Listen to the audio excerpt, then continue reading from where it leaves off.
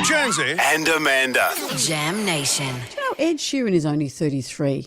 He seems older than he looks like a baby. He looks like something from Rugrats.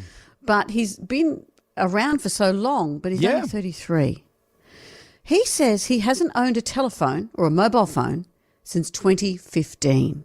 This is what he said on a recent overwhelmed podcast. and sad with a phone. I just spent my whole time just in a very low place. And I got rid of it, and it was like a veil just lifted. I didn't so much cut contact with people, I just limit contact with people. What he said really struck a chord with me.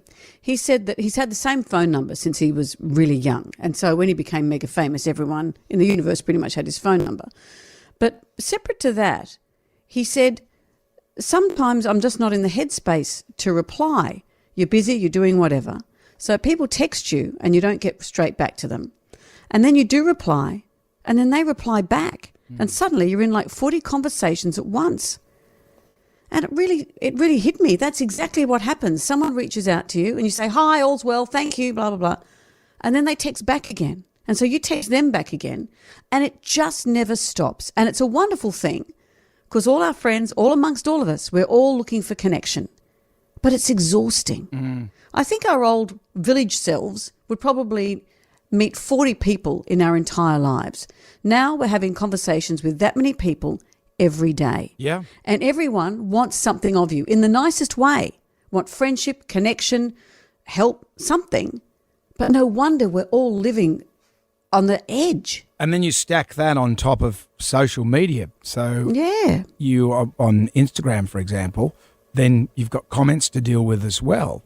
I don't look at comments because I don't either. Because it's never going to. You don't even know if the comments are real. You don't know if it's a bot or something like that. So it's just too much. So you've got your own village, your family, you, me, everybody. Then all of a sudden, people's outside, and it just doesn't stop. I got my emails. Literally, right now, have 75,000 emails. In what world am I ever going to read through 75,000 emails? But, you know, I don't ever read any emails. You don't even have your emails. Your emails has crashed. They don't even. You can't even contact you at this radio station anymore because you've got too many emails.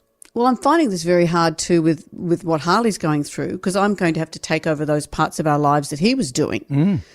But I just don't look at emails. It's not in my nature to do it. And all this stuff's falling through the cracks. So there's hypervigilance that I feel I now have to do separate to the emotional admin that goes with our lives at the moment.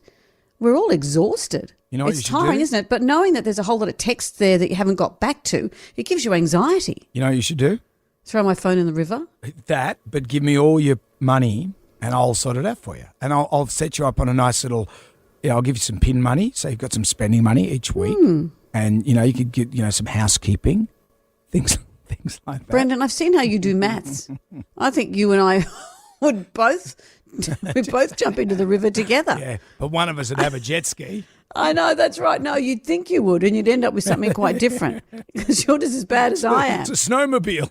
But I've got a friend though who says, let's not say thanks on the end of our text. Thanks are implied. And so to all the groups, she says, thanks implied. Don't text back saying thanks. Just do a Let's thumbs just cut up. out one bit. Not even a thumbs up. Oh, no? Not even a thumbs up.